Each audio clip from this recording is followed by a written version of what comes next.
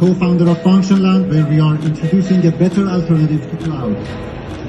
Subscription model that has swept Web 2 and is now taking over Web 3 is an economy in which a few gatekeepers take users' data hostage and use it to train AI models that are to predict and manipulate users' behavior, to give up more money, control, and privacy every day, to give the control back to the users while reducing their cost. We are introducing blockchain-attached storage.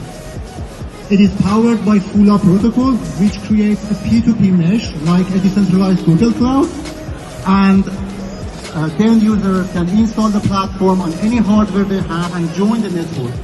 And now, instead of paying Google, we can create a local pool here in Toronto with 100 people, in which we share our storage to back up each other's data and share our CPUs to train an AI algorithm.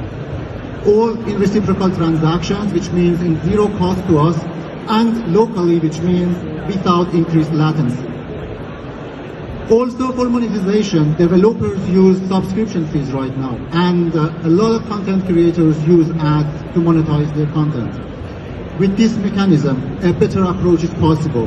Now users have a hardware that is running Fula and is mining tokens for them. They can pay from part of those tokens to the developers of the applications that they use.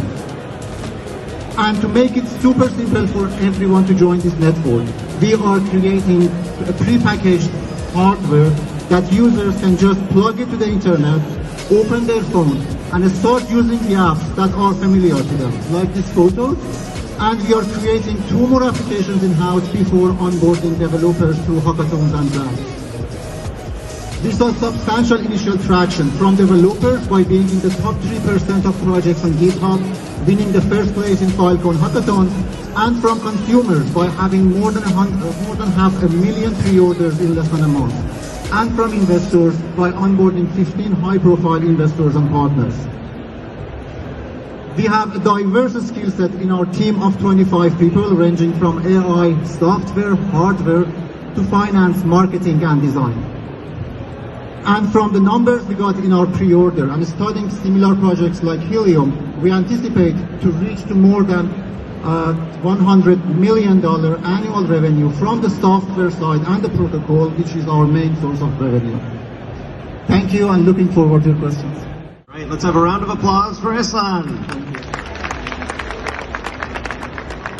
Moving right along, let's